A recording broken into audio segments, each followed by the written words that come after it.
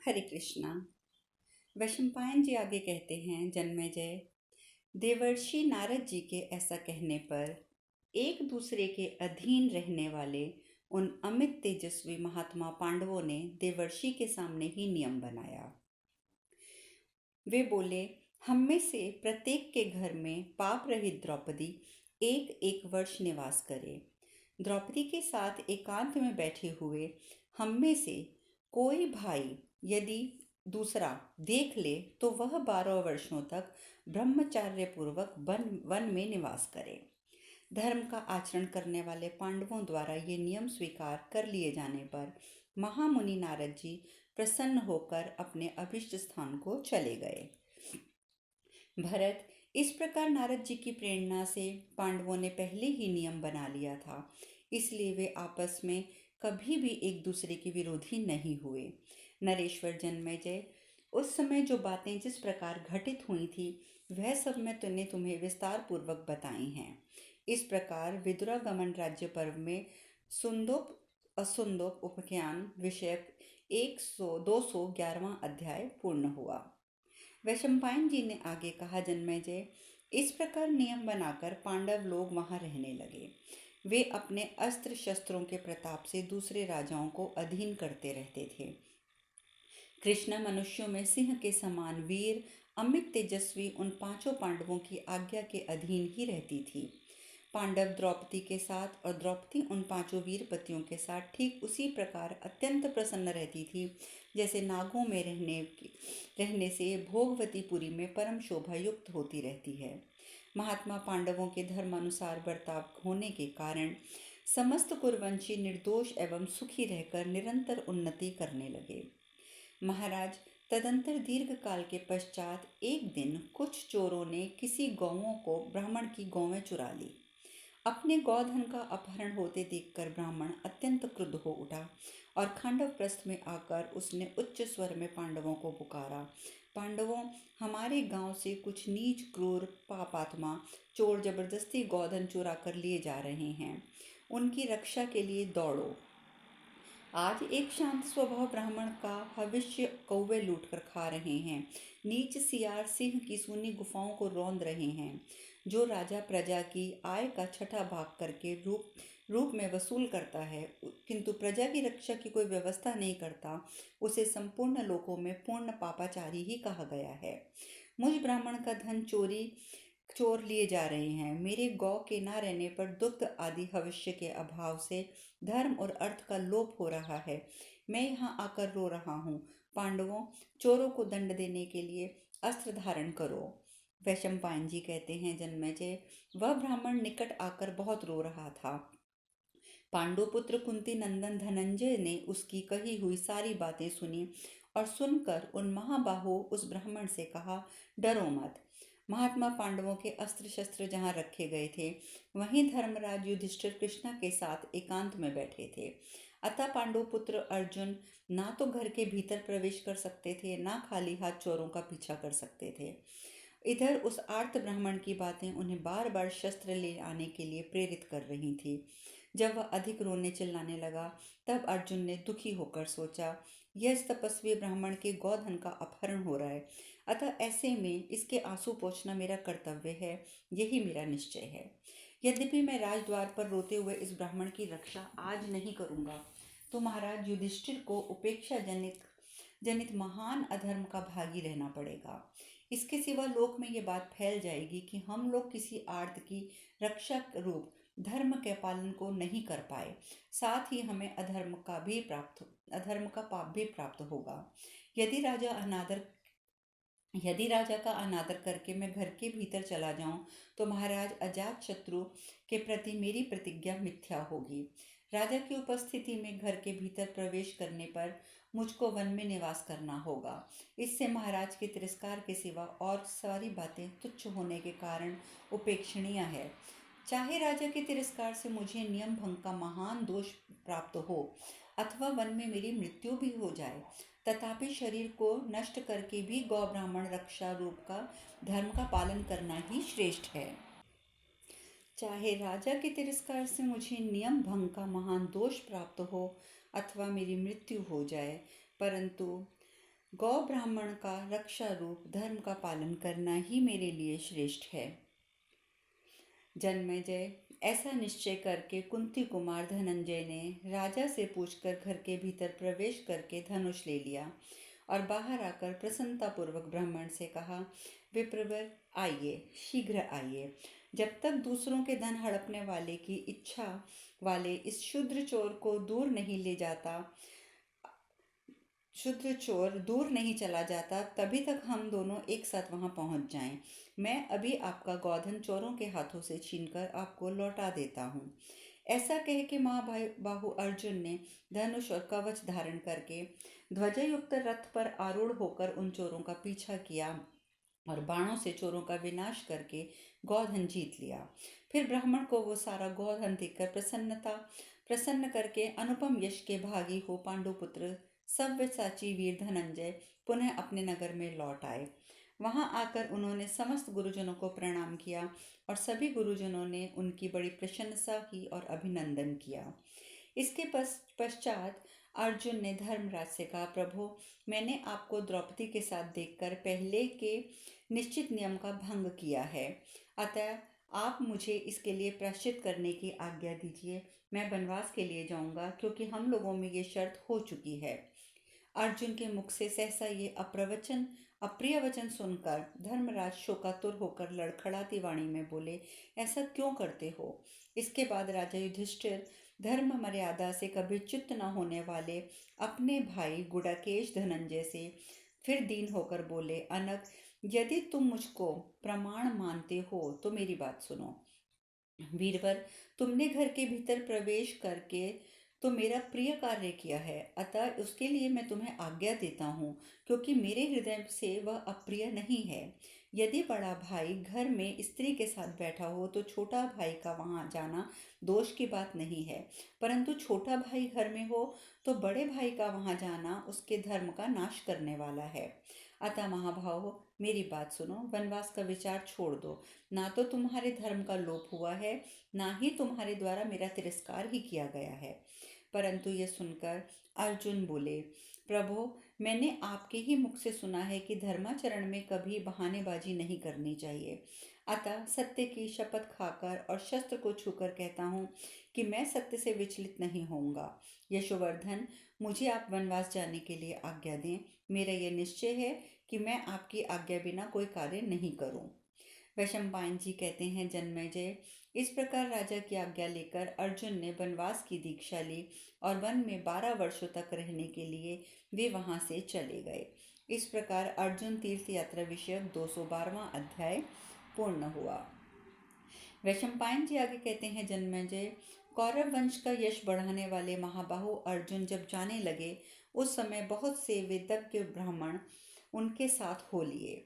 वेद वेदांगों में विद्वान, आत्मचिंतन करने वाले भिक्षाजीवी ब्रह्मचारी, भगवत भक्त, पुराणों के ज्ञाता सूत, अन्य कथावाचक सन्यासी, वानप्रस्थ तथा जो ब्राह्मण मधुर स्वर से दिव्य कथाओं का पाठ करते थे, वे सब अर्जुन के साथ गए। जैसे इंद्र देवताओं के साथ चलते हैं, उसी प्रकार पांडुनंदन अर्जुन पूर्वोक्त पुरुषों तथा अन्य बहुत से मधुरभाषी सहायकों के साथ यात्रा कर रहे थे। भरत, नरश्रेष्ठ अर्जुन ने मार्ग में अनेक रमणीय एवं विचित्र वन, सरोवर, नदी, सागर, देश, पुण्य तीर्थ देखे। धीरे धीरे गंगा द्वार अर्थात हरिद्वार में पहुंचकर शक्तिशाली पार्थ ने वहीं डेरा डाल दिया। जन्मेजय, गंगा द्वार में अर्जुन का एक अद्भुत कार्य सुनो, जो पांडवों में श्रेष्ठ विशुद्ध चित्त धनंजय ने किया था। भारत, जब कुंती कुमार और उसके साथी ब्राह्मण लोग गंगा के द्वार पर ठहर गए, तब उन ब्राह्मणों ने अनेक स्थानों पर अग्निहोत्र के लिए अग्नि प्रकट की। गंगा के तट पर जब अलग अलग अग्नियां प्रज्वलित हो गईं, तब सन्मार्ग में स्थित एवं मन इंद्रियों को वश में रखने वाले विद्वान ब्राह्मण लोग स्नान करके फूलों के उपहार चढ़ाकर जब पूर्वोक्त अग्नियों में आहुति दे चुके, तब उन महात्माओं के द्वारा उस गंगा द्वार नामक तीर्थ की शोभा बहुत बढ़ गई। इस प्रकार विद्वान एवं महात्मा ब्राह्मणों ने जब उनका आश्रय भरा पूरा हो गया, उस समय कुंती नंदन अर्जुन स्नान करने के लिए गंगा में उतरे। राजन, वहां स्नान करके पितरों का तर्पण करने के पश्चात अग्निहोत्र करने के लिए वे जल से निकलना ही चाहते थे कि नागराज की पुत्री उलूपी ने उनके प्रति आसक्त होकर पानी के भीतर से ही महाबाहु अर्जुन को खींच लिया। नागराज कौरव्य के परम सुंदर भवन में पहुंचकर पांडुनंदन अर्जुन ने एकाग्रचित्त होकर देखा तो वहां अग्नियां प्रज्वलित हो रही थी। उस समय कुंती पुत्र धनंजय ने निर्भीक होकर उसी अग्नि में अपना अग्निहोत्र कार्य संपन्न किया। इससे अग्निदेव बहुत संतुष्ट हुए। अग्निहोत्र का कार्य करने के पश्चात अर्जुन ने नागराज कन्या से हंसते हुए ये बात कही, भीरु, तुमने ऐसा साहस क्यों किया? यह कौन सा देश है सुभगे? तुम कौन हो और किसकी पुत्री हो? यह सुनकर उलूपी ने कहा, राजन, ऐरावत नाग के कुल में कौरव्य नामक नाग उत्पन्न हुए हैं। मैं उन्हीं की पुत्री नागिन हूँ। मेरा नाम उलूपी है। नरश्रेष्ठ, जब आप स्नान करने के लिए समुद्रगामिनी नदी गंगा में उतरे थे, उस समय आपको देखकर मैं आप पर आसक्त हो गई थी। निष्पाप कुरुनंदन, मैं आपके लिए कामदेव के ताप में जलती जा रही थी।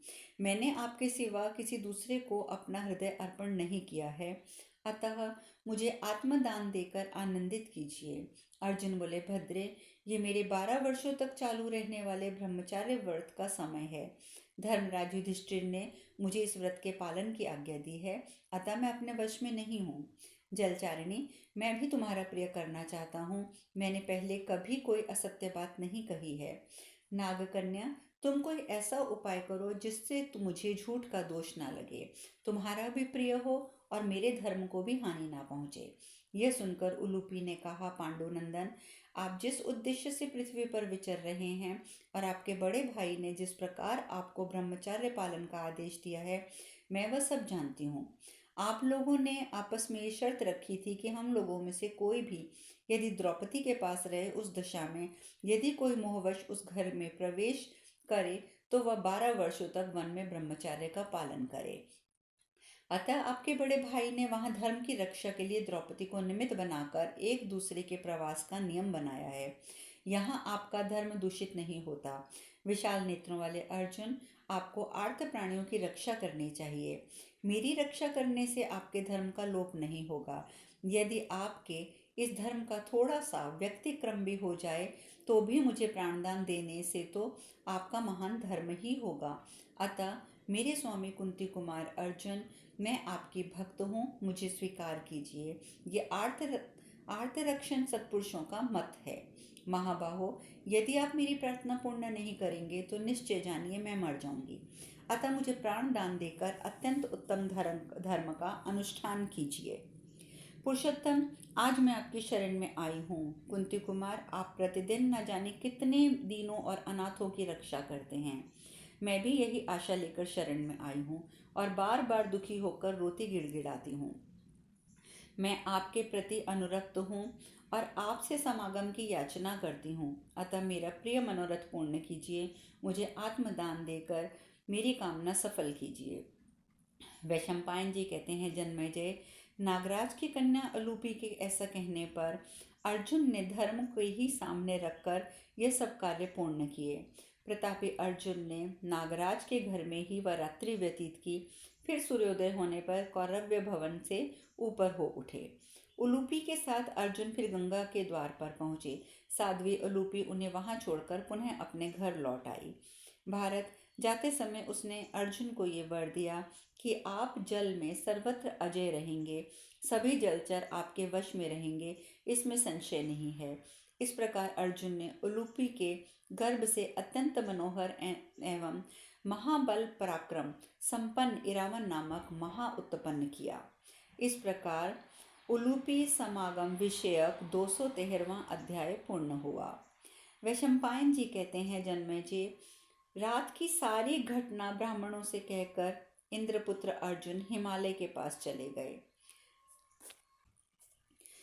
अगस्त्य वट, वशिष्ठ पर्वत और भृगुत पंग पर्वत जाकर उन्होंने शौच स्नान आदि किए। भारत, कुरुश्रेष्ठ अर्जुन ने उन तीर्थों में ब्राह्मणों को कई हजार गौएं दान दी और द्विजातियों के रहने के लिए घर एवं आश्रम बनवा दिए। हिरण्य बिंदु तीर्थ में स्नान करके पांडव श्रेष्ठ पुरुषोत्तम अर्जुन ने अनेक पवित्र स्थानों का दर्शन किया। जन्मेजय, तत्पश्चात हिमालय से नीचे उतरकर भरत कुलभूषण नरश्रेष्ठ अर्जुन पूर्व दिशा की ओर चल दिए। भारत फिर उस यात्रा में कुरुश्रेष्ठ धनंजय क्रमशः अनेक तीर्थों का तथा नैमिषारण्य तीर्थ में बहने वाली रमणीय उत्पलिनी नदी, नंदा, अपर नंदा, यशस्विनी, कौशिकी, महानदी, गया तीर्थ और गंगा जी का भी दर्शन करने गए।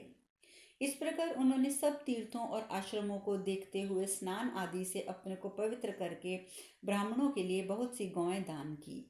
तदंतर अंग वंग और कलिंग देशों में जो कोई भी पवित्र तीर्थ और मंदिर थे वह उन सब में गए और उन तीर्थों का दर्शन करके उन्होंने विधि पूर्वक वहां धन दान दिया। कलिंग राष्ट्र के द्वार पर पहुंचकर अर्जुन के साथ चलने वाले ब्राह्मण उनकी अनुमति लेकर वहां से लौट गए, परंतु कुंती पुत्र शूरवीर धनंजय उन ब्राह्मणों की आज्ञा ले थोड़े से सहायकों के साथ उस स्थान की ओर गए जहां समुद्र लहराता था। कलिंग देश को लांघकर शक्तिशाली अर्जुन अनेक देशों, मंदिरों तथा रमणीय अट्टालिकाओं का दर्शन करते हुए आगे बढ़े।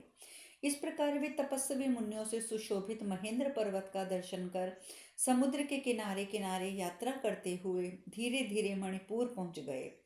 वहां के संपूर्ण तीर्थों और पवित्र मंदिरों में जाने के बाद महाबाहु अर्जुन मणिपुर नरेश के पास गए। राजन, मणिपुर के स्वामी धर्मज्ञ चित्रवाहन थे। उनके चित्रांगदा नाम की एक परम सुंदरी कन्या थी। उस नगर में विचरण करती हुई उस सुंदर चित्रवाहन कुमारी को अकस्मात देखकर अर्जुन के मन में उसे प्राप्त करने की अभिलाषा हुई। अतः राजा से मिलकर उन्होंने अपना अभिप्राय इस प्रकार बताया, महाराज, मुझ महामनस्वी क्षत्रिय को आप अपनी यह पुत्री प्रदान कर दीजिए। यह सुनकर राजा ने पूछा, आप किनके पुत्र हैं और आपका क्या नाम है? अर्जुन ने उत्तर दिया, मैं महाराज पांडु और कुंती देवी का पुत्र हूँ, मुझे लोग धनंजय कहते हैं। तब राजा ने उन्हें सांत्वना देते हुए कहा, इस कुल में पहले प्रभंजन नाम के एक प्रसिद्ध राजा हो गए हैं। शेष कथा कल। हरे कृष्णा, हरे कृष्णा।